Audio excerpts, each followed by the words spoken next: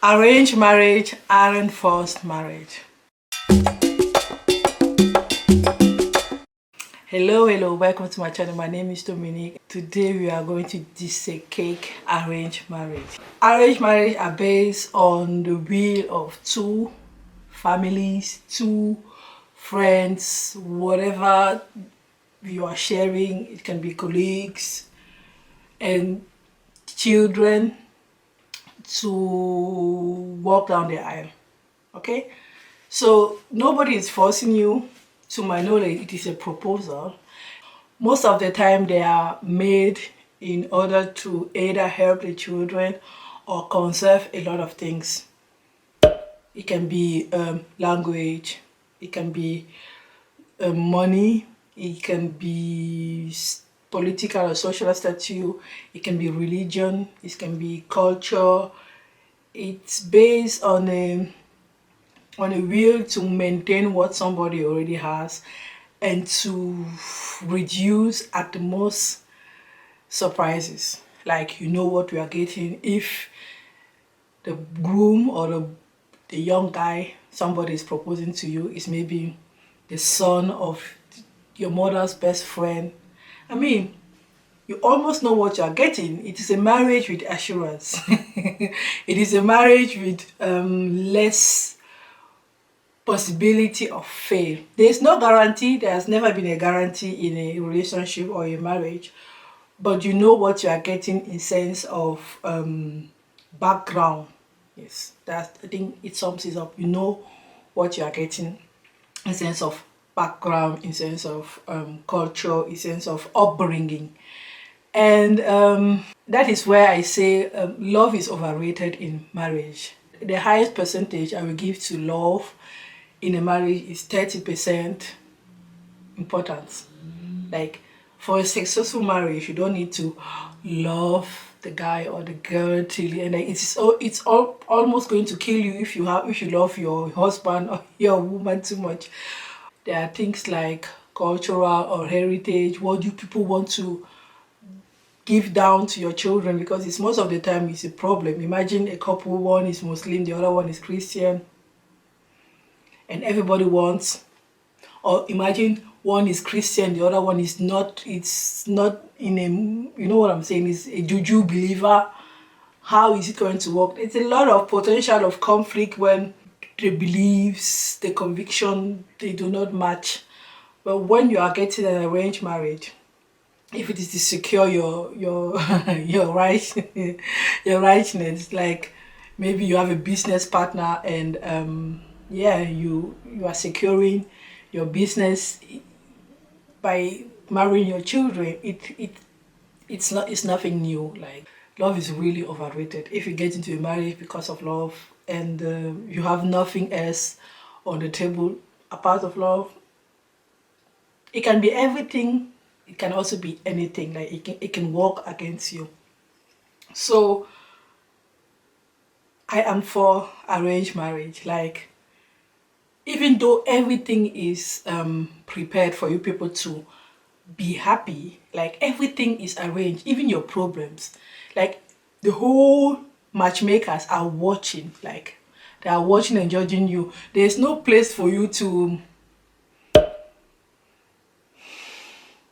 divagate. There's no place for, like, in sense of function. An arranged marriage will function. An arranged marriage will satisfy, in a sense of successful marriage, will satisfy you if it satisfy your aim. But it didn't say that there is no love in an arranged marriage. You learn to know the other. You do not take the other person for granted, or the love or the attention. Like, you people get into the home, and you learn to know each other as husband and wife, which I will highly recommend, because a boyfriend acts differently as a husband, and a wife as well. Like, many people have divorced after 7-10 years of relationship. All of a sudden, when they are married, there's a divorce. Like, you were able to live, or you were even able to have a relationship with that guy for this long. But what happens, what's wrong, it's just because as the function changes, the personality also changes, the expectations also changes, and so on and so forth. You're jumping all those stages, which are, to me, irrelevant to a really, really good marriage. Like, being a good boyfriend doesn't guarantee that you are going to be a good husband, and vice versa. So now you are in the kitchen and you get the heat of the kitchen without preparation, which, being in a relationship, is not a real preparation for marriage. Because, as I always say, marriage is no joke. You have to take it seriously, and it's not given, it's not granted. You have to work hard for a successful marriage. But when you already have a lot of conflicts situation out of the way, like the family already know each other's, like they even wanted it, and which in-laws problems are almost reduced to a minimum, you're already gaining on that one. If it is a language or a cultural problem, like no cultural shock, you already know what you're getting. Like, you are not buying the cat inside of the box. You are really, you know what you are getting. So a lot of conflict situation are already out of the way. There are differences, but mostly in the same social environment, the love language is most of the time the same. Like, you know what you are getting. It's almost a 70% safe marriage, let me say it like that. For me, respect is more important than love in marriage. I'm sorry, but respect is more important than love in marriage. And once you get it, then love is going to come. Like, you are not taking the other one for granted, although it is almost a gift, an arranged gift, this marriage. But you are constantly working to make the whole marriage successful.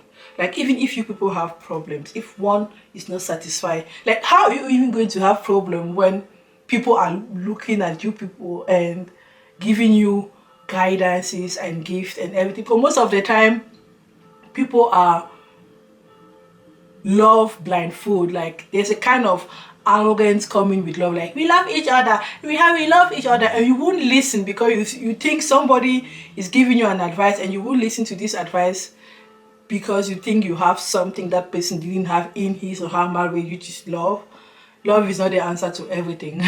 It is the source of everything. Like, with love is better, but love only is not enough. Okay, you have to make it work. So because this marriage is arranged, it is not false, I've already said it, but it is based on a will to meet somebody with the same interests and aspirations. It is like a friendship, like you both have a common interest, which in this case is marriage and building a family and having a similar kind of heritage to pass down, which is, look, this part with children, it is a problem in many couples. But if you already know what you want to pass down and you agree on that, I don't know why your marriage is not going to succeed. Like, your failure probability is very low. You really have to mess up for you to not make this marriage succeed.